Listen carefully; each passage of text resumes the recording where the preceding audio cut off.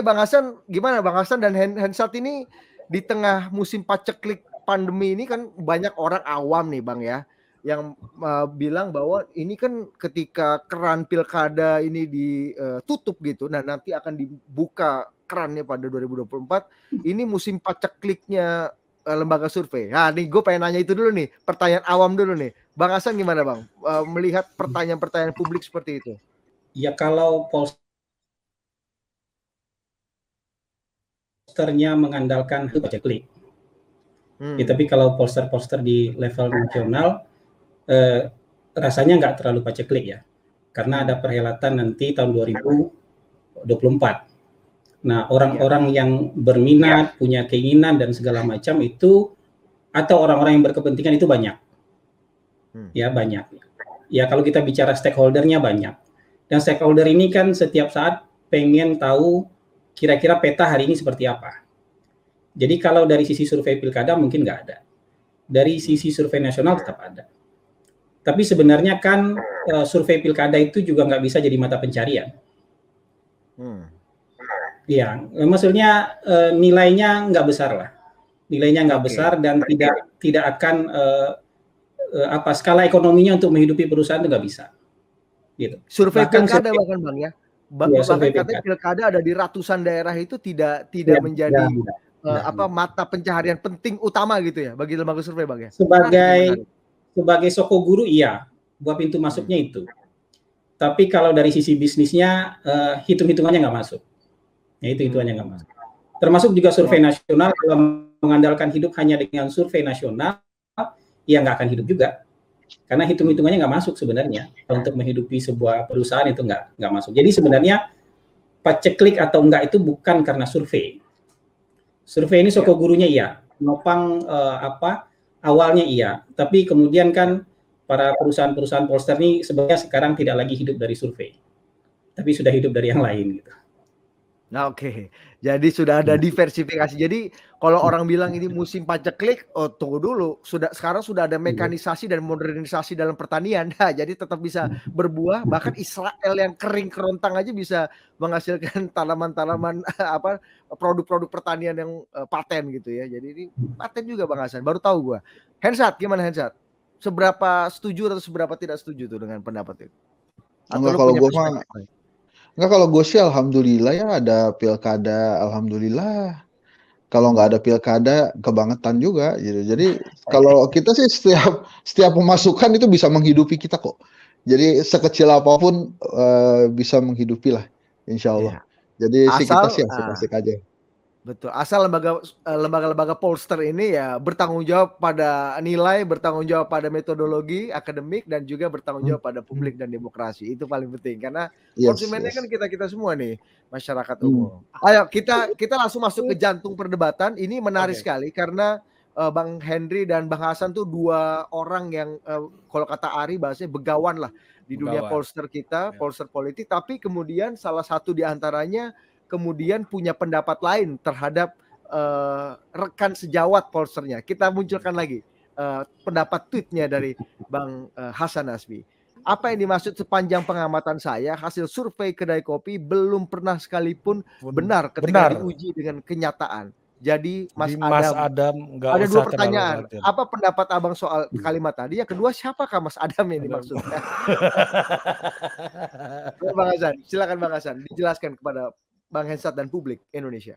Baik, terima kasih ya Total Politik sudah memfasilitasi ini. Karena sebelumnya saya sempat kecewa dengan Trijaya FM.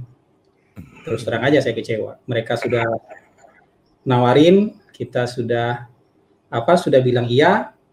Kemudian dia bilang nggak ada jawaban. Ya, jadi ini menurut saya nggak baik dan nggak sopan lah. Jadi saya mau jelaskan ya. Saya itu memang orang yang hampir selalu resah dan gatal-gatal lah kadang-kadang. Kalau menurut saya ada hasil survei yang ajaib. Ya. Karena yang punya hasil survei di Republik ini kan nggak cuma satu. Ada banyak pollster yang punya hasil survei. Termasuk kantor saya juga punya hasil survei rutin. Jadi kita sebagian besar data-data itu kita juga punya. Sebagian besar data-data itu kita juga punya. Dan Kalau ada hasil survei yang ajaib menurut saya itu ya yang ajaib itu kalau berbeda dengan jumhurul surveyor gitu. Dengan sebagian besar pollster-pollster yang menurut saya bisa survei, kemudian berbeda, dan menurut saya ini perlu dipantau. Dan saya terus terang memantau dari 2009 saya pantau teman-teman yang selalu mengeluarkan dan merilis hasil survei yang ajaib-ajaib. Tahun 2009 misalnya waktu itu kalau kita sih apa ya di Persepi ya, saya ikut mendirikan Persatuan Survei Opini Publik tahun 2009. Waktu itu yang kita kritisi habis-habisan itu namanya Johan Pauling. Karena dia selalu merilis Pak JK nomor 1 di atas SBY, bisa mengalahkan Pak SBY. Sementara jumhur surveyor pada saat itu tidak menemukan angka seperti itu. Dan mungkin karena dia tersinggung harga dirinya, kemudian dia mengucapkan kalau sampai hasil survei saya salah, maka saya akan membubarkan lembaga saya. Dan alhamdulillah ternyata beneran salah, kemudian dia bubarkan lembaganya tahun 2009. Kemudian tahun 2014 juga ada kayak gitu teman kita juga, pernah jadi anggota Persepi, namanya Puskaptis. Ya kira-kira begitu juga, hasil surveinya ajaib-ajaib, berbeda dengan kita, tapi ngotot gitu loh. Ketika kita ajak tabayun, ya dia sesumbar juga, kalau misalnya dia kalah, dia akan bubarkan. Kalau seandainya dia salah, dia akan bubarkan lembaganya. Dan alhamdulillah juga bubar gitu setelah itu. Nah menurut saya terakhir ini, menurut saya teman-teman dari kedai kopi itu juga hasil surveinya ajaib, ya ajaib di masa kini gitu. Karena berbeda dengan temuan jumhurul surveyor. Mungkin sebelum saya masuk ke soal teknis, saya mau bicara dulu soal sisi metodologis ya. Survei itu tuh kayak sungai, dia nggak bisa kayak kubangan yang muncul di tengah-tengah gitu aja. Ada hujan terus tiba-tiba muncul genangan air gitu, nggak bisa. Dia tuh mengalir seperti sungai, ada hulunya, ada hilirnya. Jadi kalau mengalir dari hulu sampai ke hilir kita bisa periksa. Kira-kira kalau ada tercemarnya di bagian mana, sehingga nanti kita bisa perbaiki, ya. Sehingga kita nanti bisa perbaiki. Dan kalau di hulu itu misalnya ada proses sampling. Sampling ini mewakili siapa? Mewakili perempuan kah? Mewakili laki-laki kah? Mewakili karyawan swasta kah? Mewakili mahasiswa kah? Atau mewakili seluruh rakyat Indonesia? Jadi kalau kita bilang publik, itu biasanya mewakili seluruh rakyat Indonesia. Gitu. Di hulu itu juga ada proses pembuatan perumusan masalah, pembuatan kuesioner. Jadi kan banyak surveyor menurut saya bikin kuesioner itu sekedar bertanya. Jadi kalau ada pertanyaan, ada jawaban, itu udah bisa jadi kuesioner. Padahal pertanyaan itu, ya, pertanyaan itu bukan sekedar bertanya. Karena dalam survei, pertanyaan itu alat ukur. Alat ukur. Jadi pertanyaan itu harus reliable. Reliable itu maksudnya gini, Didit tuh nggak bisa menimbang berat badannya pakai meteran tukang jahit. Atau nimbang berat badan pakai termometer itu nggak bisa. Ya, jadi dia harus diukur dengan alat dan cara yang benar. Nah, dari alat yang reliable itu, kita berharap jawaban kan? Jawaban itu hasil pengukuran yang valid. Jadi dua-duanya harus dimiliki. Pertanyaannya harus reliable, kuesionernya harus reliable, kemudian jawabannya juga harus valid. Gitu. Bahkan ketika misalnya menggunakan timbangan aja, itu juga nggak bisa loh. Ari nggak bisa loh menimbang berat badan Ari pakai timbangan dapur. Iya benar. Pakai timbangan bumbu dapur walaupun sama-sama timbangan tapi overload, error timbangannya. Bang, timbangan biasa aja overload, Ari apalagi timbangan dapur. Iya. Jadi Ari harus ditimbang dengan misalnya timbangan lain gitu loh. Timbangan atau kita nggak bisa menimbang bumbu dapur dengan timbangan beras di gudang. Walaupun sama-sama buat nimbang beras, dia nggak akan bisa mendeteksi hasil yang valid. Nah itu proses di hulu. Jadi pertanyaan itu adalah alat ukur, jawaban-jawaban itu adalah hasil pengukuran. Nah gitu kira-kira soal reliabilitas dan validitas. Nah itu kalau misalnya timbangannya sehelai bulu ayam kita timbang pakai timbangan beras, dia nggak bisa mendeteksi. Pertanyaan survei juga sering seperti itu.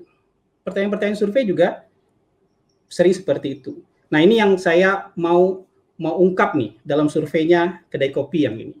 Oke. Coba lihat judul surveinya. Saya kebetulan dapat kopiannya nih. Laporan survei, kata publik tentang kinerja kejaksaan. Kalau kata publik tentang kinerja kejaksaan, maka dalam pikiran saya, ini survei opini publik ini. Harusnya samplingnya mewakili populasi. Populasinya siapa? Masyarakat Indonesia. Coba kita lihat populasi sampling.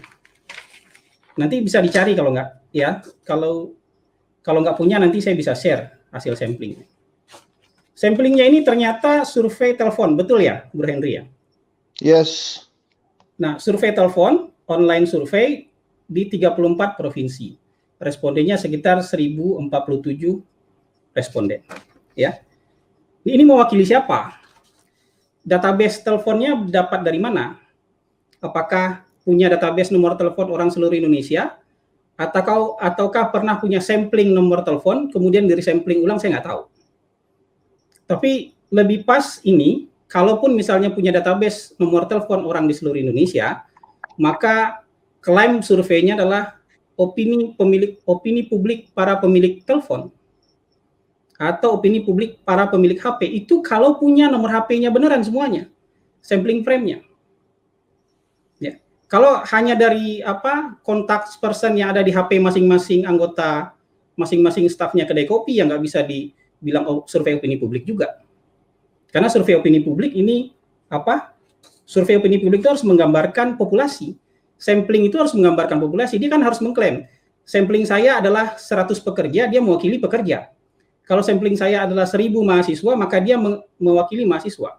Kalau sampling saya adalah publik, 1000 orang publik umum, maka dia harus mewakili publik. Kalau saya lihat potret demografinya, ini jelas-jelas tidak mewakili publik. Kenapa? Kalau dari sisi demografi pendidikan misalnya, itu yang tamat S1-nya 40%. Ya, tamat S2, S3-nya 7%, tamat D1 10%. Jadi orang yang lulus SMA kemudian kuliah kira-kira dalam survei ini 57%. Dan demografinya kan nggak jauh dari sana. Demografi yang jauh dari sana itu biasanya dibobot, di-weighted. Dan saya tidak melihat pembobotan di sini. Dan mungkin juga dengan dengan selisih yang sangat jauh dari karakter demografi publik, memang paling susah juga untuk membobotnya. Kan harusnya orang yang di atas SMA pendidikannya, kalau di Indonesia itu ya 10-11% aja. Atau kalaupun 12% masih oke lah. Masih oke lah itu, pembobotan itu. Dan saya tidak melihat ada pembobotan demografi. Kemudian pekerjaan paling banyak ya, dari responden ini, hasilnya adalah 42% itu pegawai swasta atau pegawai BUMN. Atau mungkin juga survei ini bisa saja mengklaim diri bahwa ini adalah survei opini para pekerja swasta dan pelajar mahasiswa. Karena samplingnya sebagian besar itu. Bukan sampling yang mewakili masyarakat seluruh Indonesia. Dan tidak bisa menurut saya itu diklaim sebagai survei opini publik. Kan nggak apa-apa sebenarnya. Misalnya kita survei persepsi pelaku pasar modal, nggak apa-apa juga. Survei para pekerja BUMN, nggak apa-apa juga. Tapi jangan diklaim sebagai survei opini publik. Apa kata publik? Kalau menurut saya, kalau bilang apa kata publik, itu bukan kesalahan. Tapi itu sudah misleading. Sudah mengakali persepsi publik menurut saya. Jadi, dan hasilnya menurut saya pasti nggak benar. Pasti nggak benar, karena ini tidak mewakili publik, kecuali kalau ini dinyatakan bukan survei, bukan apa kata publik. Misalnya, apa kata pelaku pasar modal tentang Kejaksaan Agung?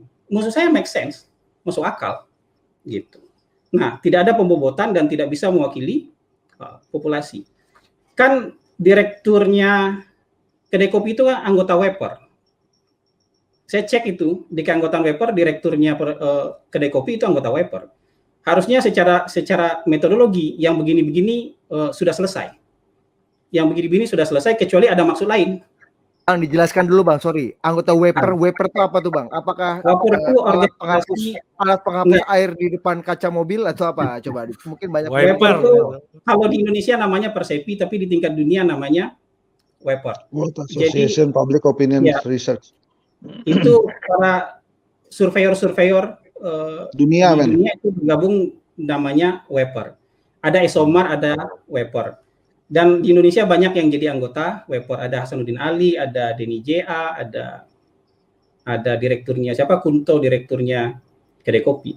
Kecuali ada maksud lain terhadap opini publik, maka harusnya tidak seperti ini judulnya. Diakui saja bahwa ini bukan survei yang mewakili publik, ini survei mewakili kalangan tertentu. Itu kita baru bicara di hulu. Nah, sekarang kita bicara di hilir. Kita bicara di hilir. Menurut saya, ini sorry ya, saya harus bicara terus terang aja. Survei ini probing. Orang tuh sudah diarahkan dengan jawaban. Karena survei ini tendensius di kalimat pertanyaannya. Jadi misalnya begini, ya, saya bacakan contoh pertanyaannya ya.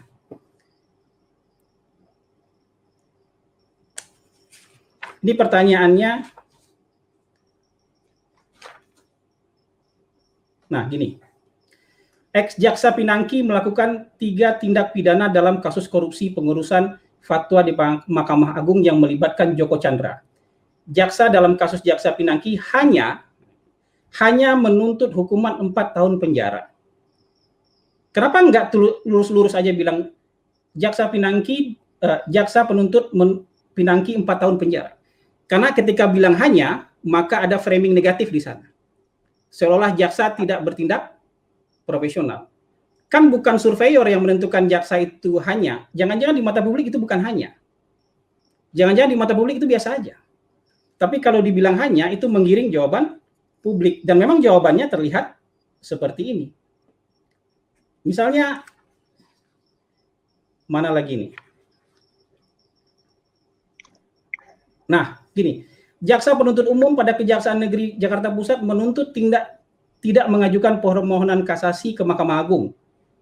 Ya. Dengan begitu Pinangki mendapatkan hukuman rendah, yakni hanya 4 tahun penjara. Lagi-lagi hukuman rendah. Masyarakat kan biar mereka yang menilai itu rendah apa enggak, apakah itu hanya atau enggak, itu kan biarkan masyarakat yang menilai. Ini seperti pertanyaan LSM yang lagi benci sama pemerintah, kemudian di framing jawaban-jawabannya seperti itu. Karena di depan ketika jawabannya pertanyaan-pertanyaan yang enggak di framing, itu tingkat kepercayaan terhadap kejaksaan itu beda-beda tipis saja sama KPK, ya, beda tipis sama pengadilan, kehakiman, beda tipis sama kepolisian, ya. Kalau misalnya KPK 6,6, kejaksaan 6,3, bedanya nggak signifikan. Kalau diuji signifikansi pun ini pasti nggak signifikan. Tapi setelah diprobing dengan pertanyaan-pertanyaan tadi, dibombardir dengan pertanyaan-pertanyaan yang dengan framing negatif tadi, ya, maka muncullah jawaban akhirnya ketidakpercayaan terhadap kejaksaan. Dibilang misalnya, apakah, jadi misalnya gini, ini pertanyaannya menurut saya ya, ini kita bisa saya bahas dalam 2 hal ini. Pertama, mengarahkan pertanyaan negatif, kemudian pertanyaan ini bukan makanannya orang umum untuk menganalisa pertanyaan ini. Bahkan saya pun mungkin akan sulit untuk memberikan jawaban pertanyaan ini. Apalagi pertanyaan soal pasar modal. Apakah apa yang dilakukan kejaksaan ini punya pengaruh negatif terhadap pasar modal? Buat saya, siapa yang bisa jawab? Siapa yang bisa jawab ini punya pengaruh negatif penyitaan ini terhadap pasar modal? Mungkin hanya 1% atau 2% orang yang bisa jawab. Dan anehnya di sini semua orang bisa jawab. Karena sudah diarahkan. Seberapa besar ini? Karena pertanyaan sudah diarahkan. Saya bacakan ya, pertanyaan yang paling mengarahkan menurut saya ini. Sehingga jawabannya juga negatif. Dan setelah dibombardir dengan pertanyaan negatif ini, maka muncullah jawaban bahwa mereka setuju Jaksa Agung diganti. Dengan jawaban yang menurut saya absurd. Ini coba lihat, dengar pertanyaannya ya. Pasar saham Indonesia kembali kehilangan momentum untuk bangkit di tengah pandemi COVID-19 menyusul hengkangnya broker global Morgan Stanley dari aktivitas transaksi saham di Indonesia. Siapa yang paham ini? Ini kayak Ari dipaksa menimbang berat badannya dengan timbangan dapur. Jadi ininya apa? Terlalu berat buat orang. Mundurnya Morgan Stanley Sekuritas diduga disebabkan ketidakpuasan investor terkait penegakan hukum di Indonesia. Siapa yang paham? Seperti penanganan kasus Jiwasraya dan Asabri. Ini siapa yang punya kesimpulan seperti ini? Menurut Anda apa yang harus dilakukan oleh kejaksaan? Untung jawabannya masih normal di sini, karena ini masih probing awal, tapi probing ke belakang, sudah berbelas-belas halaman probingnya, makin lama skor kejaksaannya makin rendah. Dan akhirnya sampai pada titik tertinggi, mereka tidak percaya lagi dengan kejaksaan. Jadi di halaman depan mereka 60-an persen, 63% tingkat kepercayaan, di halaman belakang tinggal 30-an persen kepercayaan. Karena ini pertanyaan yang menjurus. Dan pertanyaan sedetail ini bukan makanan opini publik. Pertanyaan sedetail ini adalah makanan survei expert. Survei orang-orang yang mengerti pasar modal, survei tentang lawyer, ya kepada lawyer, orang-orang pelaku pasar modal, investor pasar modal, pialang saham, mungkin bisa menjawab pertanyaan segitu banyak ini. Dan dikaitkan dengan ketidakpuasan terhadap Kejaksaan Agung. Tapi nanti judul surveinya adalah opini para pelaku pasar modal dan penegak hukum atau para lawyer terhadap kinerja kejaksaan. Kalau opini publik tentang disparitas di kejaksaan tingkat provinsi, siapa yang paham disparitas? Saya aja nggak paham. Disparitas hukuman dan segala macam saya nggak paham. Ari saya yakin nggak paham, Didit saya yakin nggak paham, saya berani taruhan. Dan kalau sudah begini surveinya dengan sangat detail begini, kecurigaan saya hanya 2. Nanti silakan dijawab oleh Bung Henry. Ya, kecurigaan. Survei ini memang dari awal disetting untuk framing negatif, karena belasan halaman itu isinya kalimat-kalimat negatif terhadap kejaksaan. Buat saya kalau hasilnya negatif buat kejaksaan nggak masalah, asal pertanyaannya memang pertanyaan dengan standar penelitian. Kan kita tidak boleh berpihak.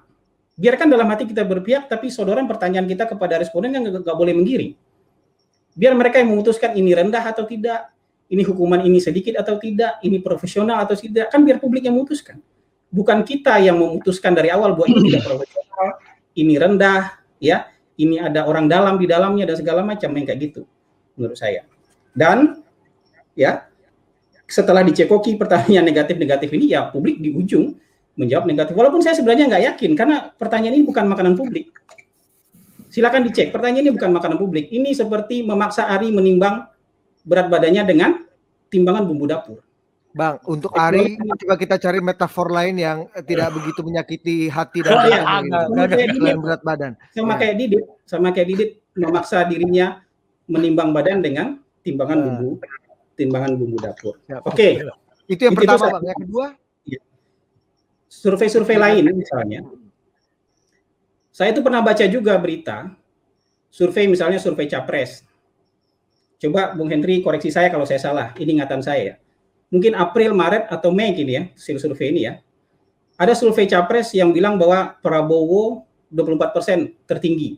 Bahkan mengalahkan Pak Jokowi ketika nama Jokowi dimasukin. Benar kan ya?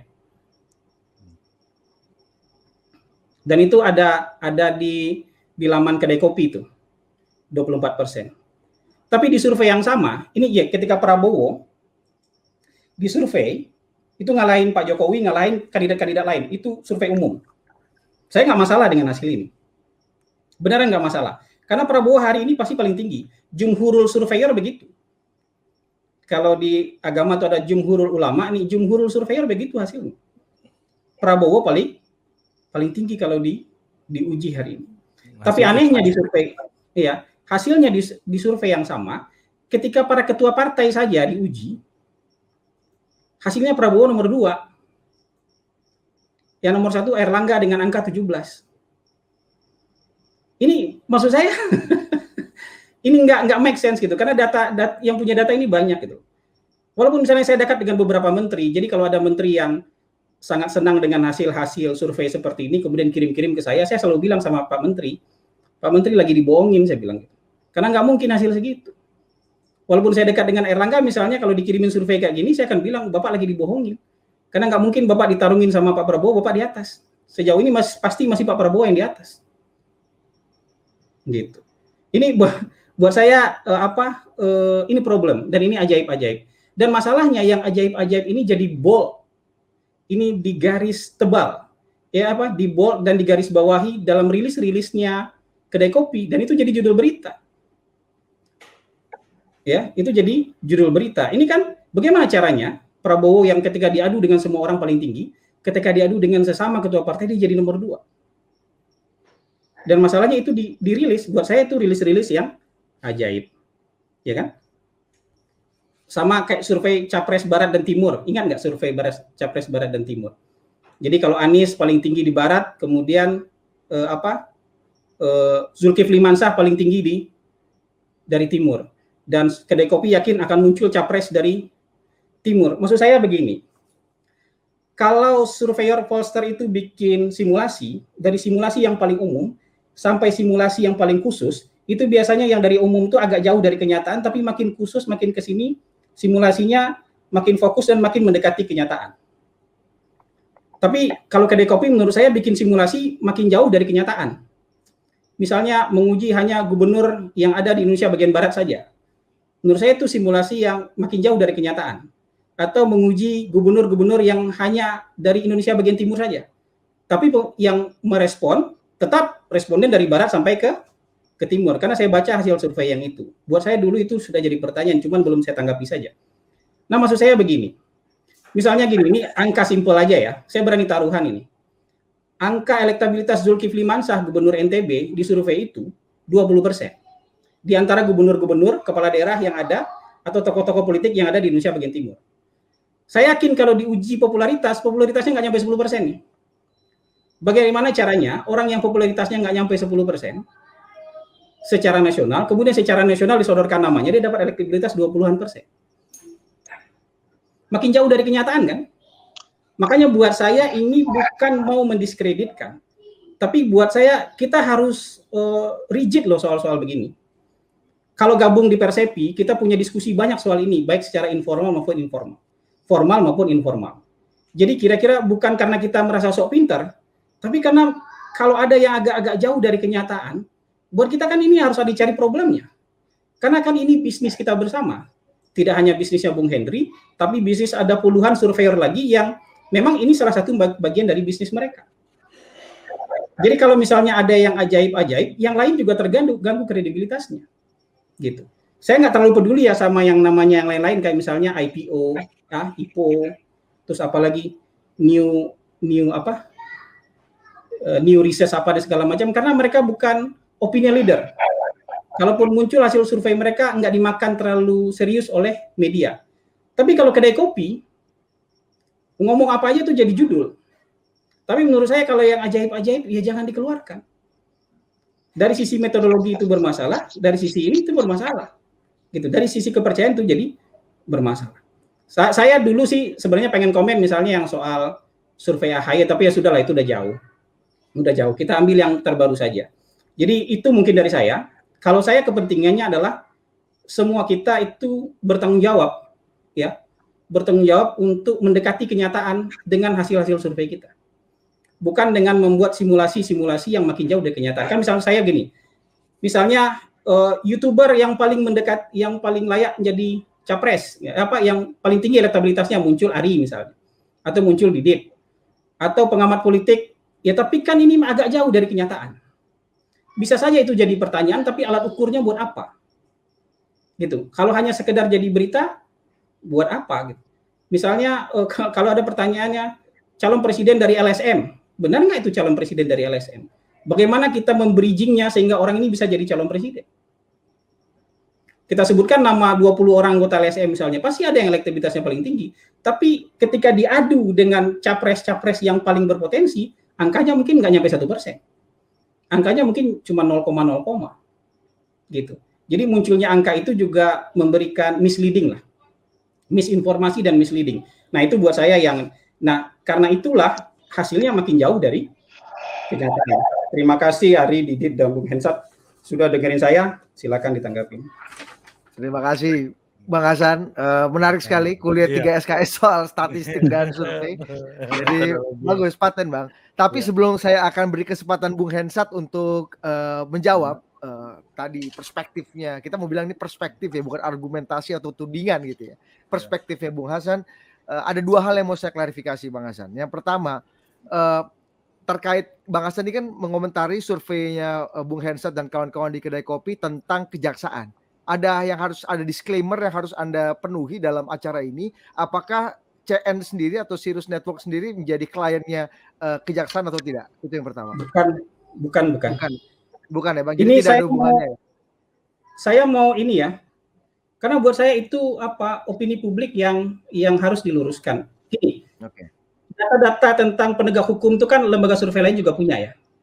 Saya mau bacakan hasil survei dari lembaga-lembaga yang menurut saya bisa survei.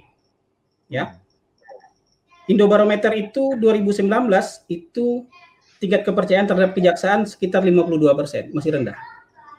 Kalau kita bicara time, ini masih rendah. Tapi Juli 2020 ada data dari Carta Politika, itu tingkat kepercayaan terhadap kejaksaan naik jadi dari 52 ke 60%. Itu signifikan sekali. Walaupun ini beda lembaga, tapi menurut saya kenaikannya signifikan lah, dan ini bisa dipegang. Lalu ada surveinya Indikator Politik, Oktober 2020. Tingkat kepercayaan terhadap kejaksaan itu 71%. Kantor saya sendiri juga punya hasil survei tahun 2021 sekitar bulan Mei, itu terhadap beberapa penegak hukum, dan sekitar 80% tingkat kepercayaan terhadap kejaksaan, karena ada kasus-kasus besar yang mereka tangani dengan serius. Oke, kita nggak usah pegang yang ini deh, kita pegang yang lain deh, yang kira-kira nggak usah dicurigain. Dia punya klien apa? Ada survei Kompas, ya, survei longitudinalnya Kompas, itu dari 2016 sampai 2021. Tahun 2016, tingkat kepercayaan terhadap kejaksaan di Kompas itu hanya 57%. 2017 58%. 2018 itu 61%. 2019 itu anjlok lagi ke 57%. 2020 mereka nggak ada survei, tapi di 2021 dari 57 naik drastis ke 74%. Ini Jumhurul Surveyor punya data tentang kepercayaan terhadap kejaksaan gitu. Karena mungkin ada kontroversi. Buat kita sih ada kontroversi. Tapi apakah kontroversi itu membuat publik akan diganti kalau nggak di framing? Minta diganti kalau nggak di framing. Nah, gitu maksud saya. Terima kasih. Siap. Oke, itu klarifikasi penting. Pertama, Bang Hasan tidak menjadi kliennya Kejaksaan RI supaya kita punya basis moralitas dan ini yang sama ya. Yang kedua, Bang, pertanyaan saya kepada Bang Hasan sebelum ke Bung Hensat, Adam ini siapa Bang yang membuat saya sama Ari bertarung tadi tuh? Antara siapa sosok Adam yang Abang sebut ini di Twitter, Bang? Enggak kan saya baca di timeline itu orang Ari lu Bang, gara-gara ini bisa tahan gaji total politik ini kalau gara-gara Abang manggil Mas Adam mungkin karena kumisnya mirip sama Adam suaminya ini ya, tapi saya bicarain aja. Oke, biar karena Adam jadi misteri nih. Oke. Ri, kita tadi sudah mendengar penjelasan dari Bung Hasan, ada beberapa poin lah ya. Saya nggak berani menyimpulkan meskipun tadi ada dua kecurigaan lah tadi ujungnya itu ya dari Bang Hasan, katanya survei ini di framing untuk negatif, kemudian ada yang ajaib-ajaib Bung Hensat nih tadi survei Erlangga kemudian itu dijadikan judul-judul yang sensasional lah kurang lebih di media. Ya itu kalau lu berani menyimpulkan, Din, kalau lu berani menyimpulkan, selesai diskusi kita malam ini, Din. Nah, jangan menyimpulkan. Gue nyatet aja tadi Hasan Hasbi ngomong, Bos, untuk bahan kita. Oke, Bung Ensa, tadi kita sudah mendengar kuliah 3,5 SKS dari Bung Hasan. Karena ini kuliah informal, jadi harus ada setengahnya. Sepanjang pengamatan saya, hasil survei Kedai Kopi belum pernah sekalipun benar ketika diuji dengan kenyataan. Ini juga Bang Hasan harus jawab nih. Belum pernah sekalipun, berarti kan kagak pernah gitu isi artinya gitu kan Ri. Ini juga Bang Hasan nanti belum menjawab persoalan ini secara detail dan secara gamblang juga, nanti Bung Hensat lah yang akan elaborasi. Tapi kita lihat jawabannya dari Bung Hensat, doktor komunikasi terbaik di keluarganya. Ayo Bang Datuk Raja Wange, mari kita berdiskusi tentang komentar Abang yang mendeskripsikan hasil survei lembaga kami, Lembaga Kedai Kopi Survei. Ini saya berdiri di depan muka Abang. #Hensat. Nah, dan ada tanda seru muka Abang. Oke. Bung Hensat, silakan dijawab. Apa yang Bung Hensat menjawab, kalimat apa yang mendiskreditkan Kedai Kopi dan apa yang Bung Hensat ingin katakan ketika sudah berdiri di depan mukanya Pak Datua? Enggak, saya sih tadi itu kan panjang sudah dijelaskan sama Bang Hasan ya. Kita juga punya jawaban untuk semua itu. Bahkan kita juga bisa nanya balik gitu. Misalnya kalau Abang survei di waktu yang sama nggak sih? Coba kita lihat gitu kan. Terus Jumhur Surveyor itu siapa? Apakah Jumhur ini pemegang kebenaran gitu? Kalau gitu nggak usah ada lembaga survei, cukup Jumhur saja. Tapi saya nggak mau ngomong ke situ lah. Itu nanti jadi panjang perdebatannya karena masuk ke ranah metodologi dan lain-lain yang which is saya percaya kita punya kemampuan di situ. Tapi yang mau saya tanyain itu aja tadi yang katakan, saya kan cuma mau klarifikasi, kok bisa Bang Hasan ngomong kami belum pernah benar, belum pernah sesuai dengan kenyataan. Itu dari mana? Coba ditampilin lagi aja. Saya cuma mau nanya itu aja sebetulnya. Ya, bukan yang tadi dong, Ri. Anda nih begitu pakai baju kemeja ala Pak Prabowo langsung berubah nih ketangkasannya. Itu aja yang mau saya tanya gitu. Kalau kita berdebat yang tadi Abang bilang ya panjang perdebatannya. Kalau mau nanya ini doang kok, kenapa kemudian seorang Hasan Nasbi gitu ya bilang survei kedai kopi itu belum pernah mendekati kenyataan gitu. Orang kita survei Pilpres Pak Jokowi menang kok, itu banget sesuai dengan kenyataan. Itu aja Ri sebetulnya Bang. Nah, Anda nggak mau memakai kesempatan untuk menjawab tadi beberapa perspektif dan argumentasinya Bung Hasan, Bang Hensat sebelum bertanya. Banyak, ayo nanti pembicaraannya jadi panjang kan. Masalah waktu, bukan masalah waktu surveinya, kemudian pertanyaan-pertanyaan dan lain-lain, itu kan banyak hal sebetulnya yang bisa dijelaskan dari sisi metodologi. Tapi saya nggak pengen itu, yang saya pengen tanyain itu aja. Oke, berarti kasih kesempatan Bung Hasan lagi ya untuk menjawab pertanyaan Anda itu ya. Bang Hasan, silakan Bang Hasan. Ya kan ya memang sepanjang pengamatan saya begitu. Misalnya begini, ini kan saya recall memori aja ya. Recall memori aja misalnya ketika Bang, nggak usah panjang-panjang. Itu loh, ya? Kami survei kedai kopi itu juga survei Pilpres Jokowi menang, Bang. Itu sesuai kenyataan. Nggak ada menang di bawah 50%, saudaraku. Surveinya kedai kopi justru memunculkan bahwa Pak Jokowi mungkin kalah karena hasil surveinya tidak sampai 50%. Quick count kami aja menang. Kedai kopi. Nah, kita bahas quick count. Kita bahas quick count ya. Belum lagi. Iya, tunggu. Tadi kan Abang udah ngomong terus. Quick count kedai kopi ini. Gubernur NTB kita menang. Benar menang. Terus kemudian ada beberapa yang kalah, benar kalah. Itu aja sih, saya sebetulnya cuma di situ aja. Saya nggak mau ngomongin panjang-panjang. Saya cuma mau Abang menjelaskan kata-kata belum pernah mendekati kenyataan itu aja sebetulnya. Jangan gitu dong. Masa belum pernah? Kan saya sudah sampaikan. Maksudnya ini perdebatan kusir. Saya sudah sampaikan. Bukan, ini bukan perdebatan kusir. Ini penting. Ini justru yang paling penting hari ini. Bukan metodologi itu. Ini saya jelasin satu-satu. Survei yang saya pegang ya, survei DKI-nya kedai kopi itu bilang AHY 40%, Ahok 40%. Dan AHY bisa mengalahkan Ahok. Di hari itu ya. Nggak ada satu pollster yang waktu itu punya hasil seperti itu. Bukan masalah jumhurul surveyor itu punya otoritas, nggak ada punya otoritas. Tapi ketika kita segitu banyak lembaga, nggak janjian, tapi bisa saling meng-cross-check hasil dengan selisih persentase yang nggak jauh beda, kita yakin kita yang benar. Karena hampir semua punya hasil hampir sama. Pollster lain di zaman tahun 2019 itu punya angka Pak Jokowi itu di atas 50-an. Ada yang 53, 54, 55, 56. Ya. Dan dengan demikian mereka bisa bikin kesimpulan bahwa Jokowi akan menang. Tapi surveinya Bung Henry Satrio nggak bisa bikin kesimpulan. Angka Pak Jokowi hanya 48%, nggak bisa bikin kesimpulan. Sangat tidak bisa bikin kesimpulan. Karena untuk menang Pilpres harus dibuat di atas 50%. Satu lagi nih, saya mau kritisi soal quick count-nya kedai kopi. Quick count kedai kopi yang saya recall lagi memori saya, itu berhenti di angka 75% data masuk. Silakan browsing beritanya. Ada beritanya. Berhenti di angka 70%, 75% data masuk. Ya, dengan alasan 25% data itu susah. Karena ada yang surat-suara tercampur lah, ada penghitungan ulang lah, dan segala macam. Sementara nggak ada pollster lain yang menemukan keadaan yang sama. Nggak ada pollster lain yang ada 7-8 surveyor yang bikin quick count, nggak ada yang menemukan kondisi seperti itu. 25% sampling itu setara dengan 1 provinsi Jawa Barat plus DKI Jakarta plus Banten. Jadi segitu banyak data yang tidak terkumpul, tidak bisa diklaim hasil quick count-nya akurat. Karena itu setara dengan apa? Setara dengan Provinsi Jawa Barat plus DKI plus Banten. Jadi yang saya nyatakan adalah sejauh pengamatan saya.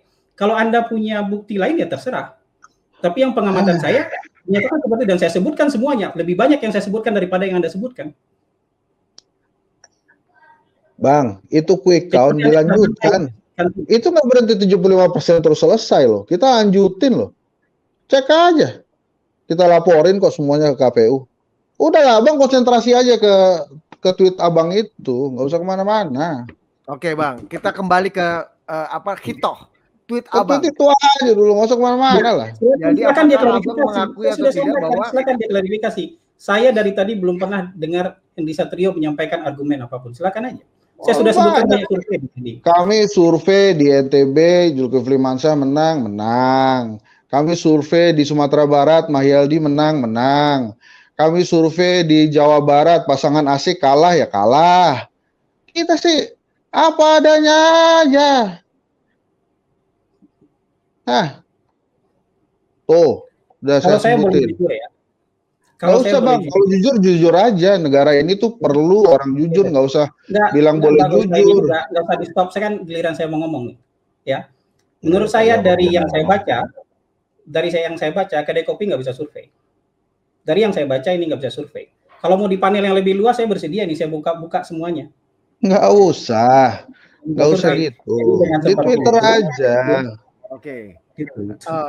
Kita kembali ke ini ya, perdebatan, bukan perdebatan, adu perspektif pada hari ini. Bang Hasan udah kasih perspektif banyak hal, metodologi, macam-macam. Kemudian Bang Hensat juga sudah mengungkapkan apa yang diresahkan. Oke, kita ke Bang Hensat dulu. Bang, keresahan Bang Hensat terkait dengan argumentasi ataupun tweetnya Bang Hasan itu apa saja? Ini sekali lagi kita mau bold ini di sini nih. Apa keresahan Bang Hensat dan teman-teman Kedai Kopi terhadap pertama argumentasi Bung Hasan yang tadi mungkin sudah dijelaskan, dan kedua tweetnya Bang Hasan tadi, kita lokalisir di situ dulu.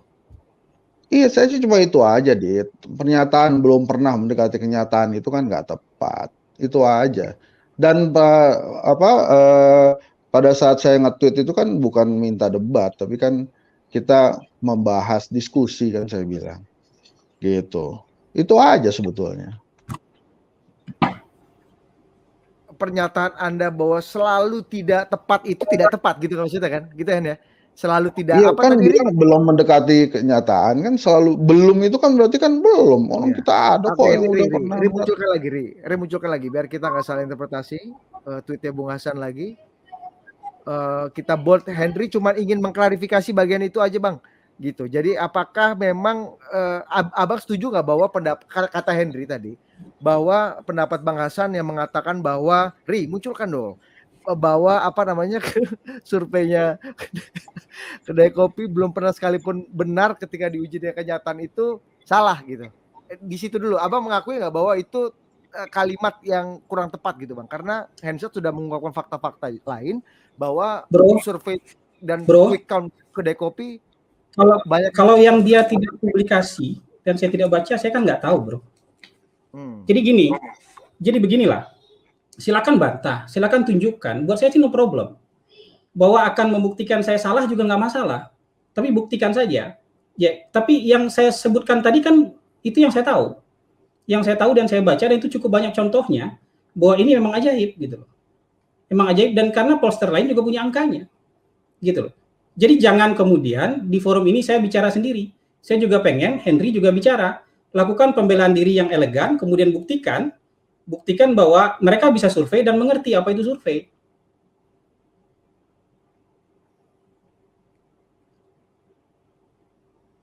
Oke.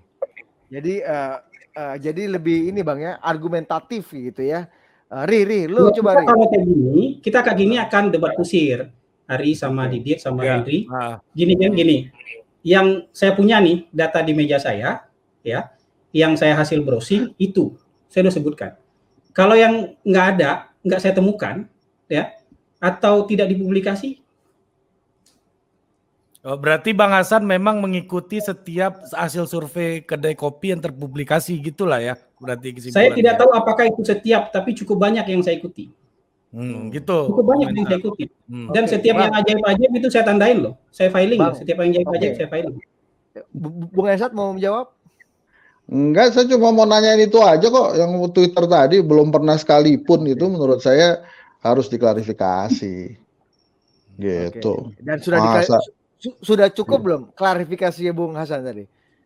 ya kan Dengan katanya pertanyaan cuma itu. dikit aja ngeliat itu. Ya terserah gimana Didit sama Ari. Kalau saya sih dari tadi dijelasin macam-macam itu metodologi ya kita juga punya jawabannya. Emangnya kedai kopi nggak ahli survei, jangan gitu juga. Tapi kan saya sih maunya balik lagi aja ke Twitter itu, ke tweet itu, kan gitu aja sebetulnya. Dit. Ya Bang Hasan mau ngejelasin muter-muter juga boleh, mau balik lagi ke situ. Jadi Bung Hensat merasa bahwa memang secara metodologi dan teknik survei itu nggak problem ya Bung Hensat dan bisa diuji ya Bung Hensat ya? Iya iyalah. Nah, dua-duanya di sisi lain Bang Hasan mengatakan bahwa hampir seluruh yang terpublikasi terutama yang aneh-aneh di filing sama Bang Hasan gitu Dit. Begitu. Oke, kita kembali lagi. Kita naikin 1 oktav deh. Ini diskusi kita pada malam hari ini. Kan dua-duanya tadi Bung Hasan menyebut Persepi dan Bang Hensat tadi menyebut apa Bang? Waper Bang, apa Bang? Wapor. Apa Bang? Wapor, World Association. Nah, ini penting. Nah, ini kemudian kan dispute seperti ini kan masyarakat umum, saintis gitu ya, termasuk jurnalis seperti kami mengandalkan nih sebenarnya asosiasi untuk bisa menguji validitas dan kebenaran dari survei ini. Nah, ini penting nih kita bicara mengenai asosiasi audit internal ya, audit di dalam asosiasi. Bung Hasan di Persepi dan Bung Hensat bagaimana mekanismenya dan Bung di Hensat level yang internasional bahkan. Nah, Wiper itu siapa dulu mekanismenya. Bung Hensat dulu. Ya. Bung Hensat ini terkait dengan audit di asosiasi Bang. Ini ada 2 pertanyaan. Kenapa Bang Hensat juga dalam hal ini kedai kopi nggak masuk? Saya nggak tahu masuk Persepi apa enggak. Dan apakah juga masuk asosiasi lain yang ada di Indonesia dan kenapa memilih asosiasi yang lebih internasional gitu, yang membawahi tadi itu semua surveyor paten gitu di seluruh dunia ini. Bung Hensat, terkait dengan asosiasi ini sebagai audit internal, gimana Bung Hensat? Punya perspektif soalnya? Ya nggak apa-apa, ada Persepi, ada Aropi, kita masuknya Aropi. Tapi kan yang penting, Dit, sertifikasi itu atau boleh tidaknya kita melakukan kegiatan-kegiatan yang ada kaitannya dengan pemilihan atau pemilihan umum atau pilkada atau pilgub dan lain-lain itu kan KPU. Sementara kedai kopi sudah dapat sertifikasi KPU. Jadi kalau tadi kata Bang Hasan bilang kami tidak bisa survei, ya itu terserah Bang Hasan aja. Gitu kan Bang Hasan pasti merasa lebih hebat dari semuanya. Jadi udah diklaim aja kedai kopi nggak bisa survei. Kami kami itu hadir dari masyarakat biasa saja gitu. Kemudian kami bikin lembaga survei, hasilnya apa adanya aja. Nah ini kan kita ketemu di sini cuma gara-gara tweet yang menyatakan bahwa hasil survei kedai kopi itu belum pernah sesuai dengan kenyataan, kan itu aja gitu. Yang lainnya sih saya nggak usah debat-debat itu, metodologi kita juga ngerti kok. Gitu. Kalau peran asosiasi Bang untuk menegakkan etik dan metodologi gitu menurut Bung Hensat gimana Bang? Iya bagus, bagus juga, perlu juga makanya kan kita ikut lapor gitu ya, supaya kita juga dapat perspektif baru untuk itu. Tapi memang tidak ada kewajiban untuk masuk asosiasi itu. Gitu. Dan oke. Tapi Bung Hensat masuk Aropi kan di sini kan? Ada Aropi, terus yang di dunianya ada Wapor gitu ya. Ya, artinya proses audit internal itu juga sudah dijalankan oleh kedai kopi ya untuk menjawab keresahan seperti Bung Hasan sudah katakan tadi ya. Sudah pernah Bang dalam proses audit atau proses audit internal gitu atau diskusi internal gitu Bang di asosiasi terkait dengan hasil survei paling kalau yang pertama kalau di Wapor setiap kali kita perpanjangan anggota itu selalu ada pertanyaan-pertanyaan dari mereka gitu. Tapi ya itu kan kita memang melakukan itu dan menghadirkan data-data yang sesuai aja. Gitu loh, Dit. Oke. Bung Hasan, soal asosiasi sebagai wadah sebagai menegakkan benteng ini Soeharto, benteng. validitas, Oke. benteng validitas, Bos. Oh, bukan benteng Soeharto. Asosiasi Persepi ini sudah 12 tahun ya. Kan keanggotanya bukan individu tapi perusahaan. Jadi perusahaan Polster itu jadi anggota. Kalau Wepor itu kan anggotanya bukan perusahaan tapi individu. Jadi yang tercatat di Wepor itu bukan Bung Henry Satrio. Setelah saya cek itu yang terdaftar itu si Kunto, direktur eksekutif kedai kopi. Ya, kalau di Persepi memang perjuangan untuk standarisasi kode etik, ya, kemudian untuk tidak sampai muncul yang aneh-aneh gitu, yang ajaib-ajaib itu memang Itu kan aneh-aneh ajaib kan terserahnya Bang Hasan kan? Ya, yang itu panjang. Tapi setelah ada diskusi, ada yang informal, ada yang formal dibikinkan oleh Persepi maupun oleh salah satu anggota, atau anggota mungkin diundang oleh lembaga lain di luar, kayak misalnya dulu anggota Persepi juga pernah diundang oleh salah satu kelompok pusat riset di UI dan mempertanyakan hasil survei. Buat kita itu diskusi yang sangat membantu. Pada waktu itu misalnya UI mempertanyakan soal sampling yang di-resampling. Jadi misalnya begini, ketika pandemi itu ada lembaga-lembaga yang akhirnya melakukan survei telepon. Basis populasi survei teleponnya, basis samplingnya adalah nomor telepon responden-responden yang pernah mereka dapatkan selama survei belasan tahun. Jadi kan ini sampling-sampling yang dikumpulkan kemudian di-resampling. Ada perdebatan waktu itu. Dan bahkan ada perdebatan juga di dalam organisasi Persepi.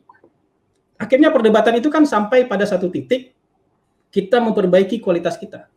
Akhirnya ada lembaga yang tetap melakukan survei telepon, tapi kemudian mereka mengakui bahwa ketika ada kesempatan dan dana yang cukup, mereka akan melakukan survei darat. Survei telepon buat mereka hanya semacam emergensi.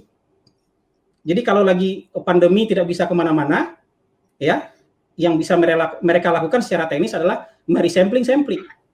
Tapi ketika keadaan sudah terbuka, ya, sudah bisa lagi turun ke darat, maka polster ini kembali turun ke darat. Jadi buat saya masukan itu penting. Tentu masih jauh dari sempurna, karena teknik, metodologi, bahkan manajerial survei itu juga berkembang dari hari ke hari. Hari ini kan mungkin tidak ada lagi yang cetak-cetak, nggak terlalu banyak lagi yang cetak-cetak print out kuesioner survei. Tapi sudah fotokopi KTP masih dipakai, Bang. Fotokopi KTP masih dipakai untuk cariin bansos. Tapi misalnya dengan aplikasi misalnya. Tapi ternyata dengan aplikasi kita terbatas untuk menanyakan pertanyaan-pertanyaan yang sederhana. Pertanyaan-pertanyaan yang agak sedikit kompleks, mau nggak mau orang tetap harus baca di kertas, karena susah dengan aplikasi. Aplikasi memudahkan kalau pertanyaan sudah tertutup. Tapi kalau pertanyaan terbuka, semi terbuka, ada kartu bantu, aplikasi masih susah. Tapi ini dicoba. Dan di Persepi juga ada iuran anggota, ya, ada iuran anggota. Kemudian yang paling penting itu sebenarnya peer group pressure. Peer group pressure itu artinya ketika berada dalam sebuah kelompok, ketika berada dalam sebuah organisasi, mereka mencoba untuk menyamakan standar belajar dari yang lebih senior, belajar dari yang lebih panjang pengalamannya. Dalam hal ini Cyrus Ledo bukan yang paling panjang pengalamannya, ya. Dan kita terus berdialektika dengan teman-teman yang lebih panjang pengalamannya, gitu. Saling mengisi. Dan pasti banyak terjadi perubahan dari tahun 2009 sampai sekarang, udah 12 tahun, perubahan-perubahan itu banyak terjadi. Termasuk juga soal bertanya. Misalnya begini, saya kasih contoh. Ya. Hari ini anggota Persepi mungkin tidak banyak lagi, mungkin masih ada 1-2 yang bertanya kinerja menteri kemudian menyodorkan database foto-foto menteri. Sudah hampir nggak ada lagi yang bertanya kayak gitu. Kenapa? Karena itu bias popularity. Karena hasilnya Pak Prabowo nggak ngapa-ngapain, itu pasti paling baik kinerjanya. Orang nggak tahu apa yang dikerjakan oleh Pak Prabowo, tapi karena bias popularitinya dia paling tinggi, sementara menteri lain itu popularitasnya rendah, orang nggak tahu, ya nggak ada yang mau kasih nilai. Atau kasih nilai baiknya nggak terlalu banyak. Sementara Pak Prabowo itu nilainya pasti paling tinggi. Jadi kalau pakai sistem pertanyaan sederhana, maka alat ukurnya nggak reliable. Sehingga kalau alat ukurnya tidak reliable, maka hasilnya juga tidak valid. Nah, sebagian besar pollster sudah meninggalkan cara bertanya seperti itu misalnya. Gitu ya prosesnya, proses perbaikan-perbaikan yang ada di dalam asosiasi. Begitu Didit dan Ari. Oke, Bang Hasan, Bung Hasan mau menanggapi sebelum kita akan masuk ke ujung. Mungkin juga tadi Bung Hasan kan bilang soal survei-survei ketua umum partai Barat dan Timur gitu ya Bang ya. Mungkin Bung Hensat sebelum nanti Bang Hensat akan menutup, masing-masing akan menutup dengan closing statement untuk mengakhiri adu perspektif pada malam hari ini. Bung Hensat dulu mau menanggapi sedikit mungkin? Ya itu kan boleh-boleh aja, nggak ada aturannya, nggak boleh kok. Gitu lagian terus kalau belum pernah terus jadi nggak boleh kan nggak juga. Itu aja, Dit. Nggak usah kemana-mana. Jadi base aturannya memang nggak ada dan tidak ada yang mengharuskan gitu Bang ya? Maksudnya Bang? Iya.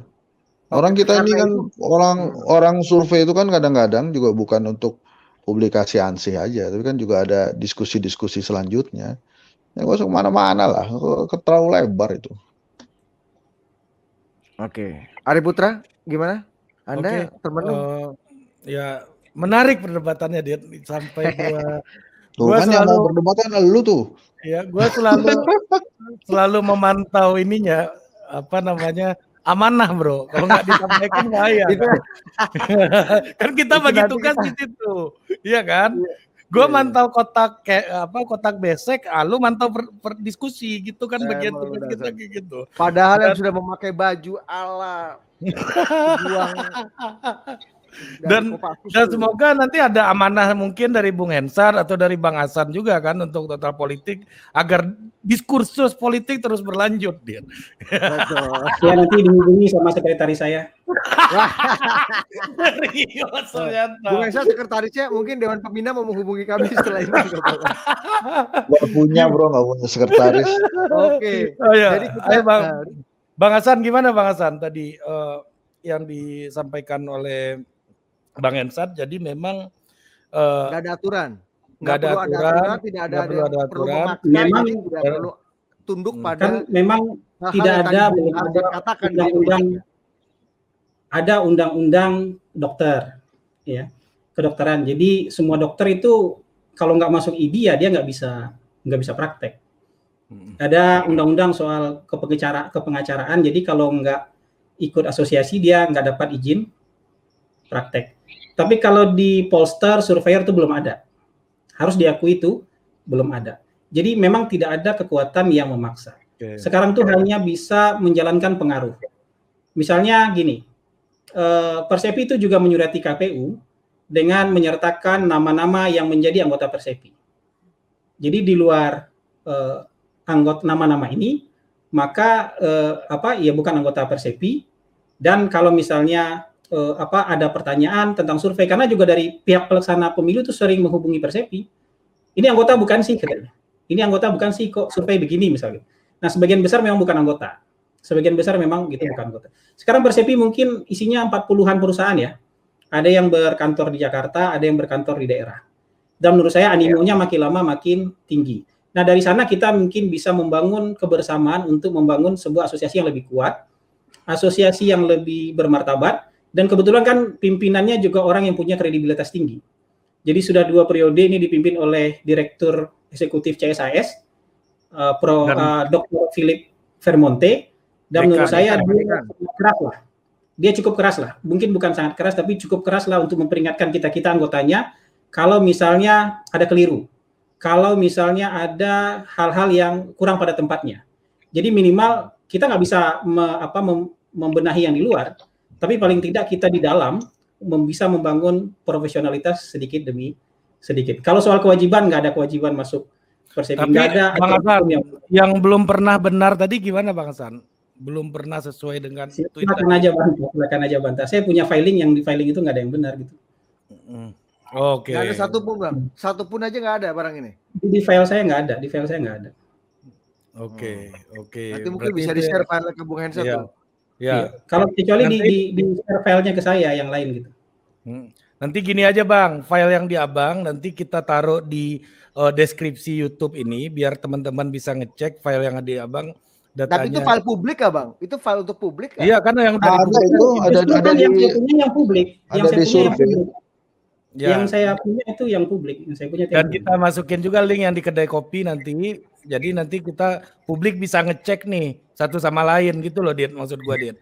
Jadi apakah yang di Bang Hasan ini sudah sebanyak yang ada di websitenya kedai kopi atau seperti apa gitu. Jadi sekarang apakah semuanya benar atau semuanya sesuai atau tidak sesuai? Nah, kita serahkan ke publik untuk cross check aja file yang di Bang Hasan ada berapa. Betul. Nah, nanti file yang ada di websitenya kedai kopi ada berapa, nanti bisa saling cross check satu sama lain gitu. Betul. Silakan melakukan verifikasi sendiri. Ya. Kalau punya asosiasi silakan bawa ke asosiasi. Kalau punya dosen statistik silakan tanya dosen statistiknya. Bawa di kelas ya kan supaya nggak membosankan. Jadi kita basisnya adalah hal-hal yang real dan nyata di lapangan gitu ya. Nah, ini kita udah masuk sesi terakhir nih. Ini menjadi saya tutup dengan satu pertanyaan yang menurut kami sebagai publik dan di alam demokrasi ini mungkin penting sekali. Seberapa urgent dan penting lembaga-lembaga survei ini bertanggung jawab dan memberikan hasil bertanggung jawab pada moral dan bertanggung jawab pada demokrasi dengan memberikan hasil yang betul-betul tepat dan menggambarkan realita yang sesungguhnya, agar kami publik, agar media sebagai watchdog dari pemerintah dan juga salah satu pilar demokrasi juga, dan pengambil kebijakan partai politik kah, calon kepala daerah kah, ataupun lembaga-lembaga lain yang membutuhkan dan menggunakan lembaga survei ini sebagai bahan baku untuk pengambilan kebijakan itu memperoleh hasil yang benar dan bertanggung jawab. Saya mau ke Bang Hasan, nanti akan ditutup oleh Bung Hensat. Oke, Pak. Saya menghindari pertanyaan moral. Susah kalau pertanyaan moral itu. Jadi seberapa penting itu moral lagi rame, moral. Soal moral itu buat saya itu pertanyaan berat. Saya lebih cenderung ke persoalan-persoalan yang sifatnya realistis, pragmatis begitu. Jadi karena pollster ini bisnis jasa yang butuh trust publik. Maka kalau dia tidak memenuhi kepercayaan publik, tidak memenuhi trust publik, maka dia akan sebenarnya logikanya dia akan terseleksi dengan sendirinya. Beberapa lembaga itu sudah mengalami yang seperti itu. Ya, beberapa lembaga sudah mengalami yang seperti itu, dan saya bukannya klaim, tapi saya mungkin salah satu yang paling keras terhadap lembaga-lembaga itu. Ya, paling keras terhadap lembaga-lembaga itu. Padahal sebenarnya belum terlambat untuk memperbaiki diri dan berbenah. Dan nggak ada salahnya berbenah dan memperbaiki diri itu, tidak ada salahnya demi membangun kembali kepercayaan publik. Karena ini menyangkut tidak hanya 1-2 lembaga, tapi lembaga-lembaga lain juga sering dituding macam-macam. Karena misalnya begini. Pertengkaran paling sering saya dengan politikus itu adalah ketika dia mau coba mengengineer hasil. Dan kata-katanya seringkali itu tidak mengenakan.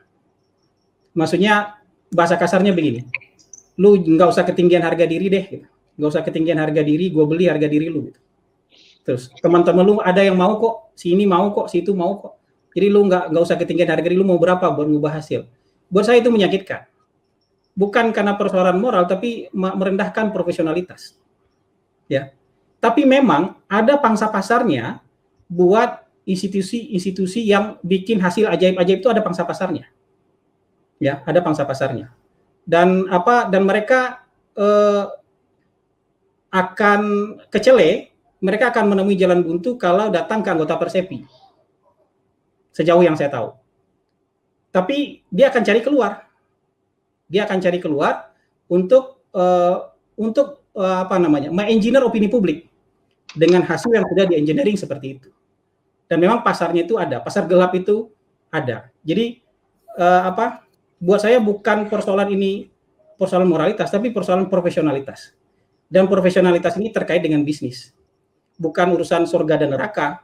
Kalau kayak gini masuk surga, kayak gini masuk neraka, enggak. Itu pertanyaan moral itu buat saya nggak bisa saya jawab. Tapi saya hanya bisa jawab. Dan tanggung jawab pada demokrasi, Bang, maksudnya gitu. Ya itu juga saya bisa jawab. Itu saya nggak bisa jawab. Itu saya nggak bisa jawab. Dua-duanya Hanya bisa bisa jawab dijawab. kepentingan kita. Heeh. Kepentingan kita tuh apa? Kita butuh trust publik, kepercayaan dari publik. Kalau kita kehilangan itu, maka bisnis ini juga hancur. Tidak hanya 1-2 lembaga, tapi semua lembaga akan hancur. Gitu ya. Oke, Bung Hasan, thank you banget. Bung Hensan. Ya. Ya, terima kasih Didit, Ari. Yang pertama, hari ini saya belajar bahwa kebenaran survei di Indonesia itu ditentukan oleh jumhur survei Persepi gitu ya. Jadi kalau berbeda, belum pernah dibikin, wah terus tuh ada perdebatan lah itu tadi. Dan menurut saya 2 hal ya. Yang pertama, tuduhan bahwa kedai kopi nggak bisa survei itu jahat sekali dan itu tidak terbukti gitu ya. Kemudian yang kedua, tuduhan bahwa survei kedai kopi belum pernah sesuai kenyataan itu juga tidak terbukti gitu ya. Apalagi tadi Bang Hasan bilang cuma data yang saya punya. Masa surveyor cherry picking? Carilah semuanya dulu baru ngomong gitu kan. Nah tadi udah dikatakan sama Bang Hasan, lembaga survei akan terseleksi dengan sendirinya. Alhamdulillah kami sampai hari ini masih kokoh berdiri dan masih dipercaya publik dan masih dipercaya banyak orang. Jadi masukan-masukan itu terima kasih. Alhamdulillah dengan diskusi kali ini semua tuduhan-tuduhan itu tidak terbukti. Gitu, Ri, Bud, Dit. Oke, thank you Om Hensan. Oke, Dit. Oke, Bang Hasan, terima kasih Bang Hasan. Terima kasih Om Hensan. Sama-sama. Ya, kita ketemu lagi, kita beda perspektif, adu perspektif, Dit. Ya. Betul. Ya, semuanya bedanya adu argumentasi itu adalah ada yang menang, ada yang kalah. Kalau adu perspektif kita akan warnai langit ruang publik ini dengan pandangan-pandangan dan sudut pandang yang berbeda. Nah, oke, tetap Bang. saksikan adu perspektif setiap ada yang jelas. Memang gak jelas. Ini otak-atik gatuk aja, Bos. Iya, tolonglah. Ini dari segi saya nggak pakai moralitas tapi moralitas. Wah, ini gua harus bacain dulu lah ya ini ya. Amanah lah. Ini ya, amanah ya, boleh ya. Ini Bang Hasan kalau mau out silakan Bang Hasan, Bang Hensan kalau mau out silakan. Oke, thank you ya.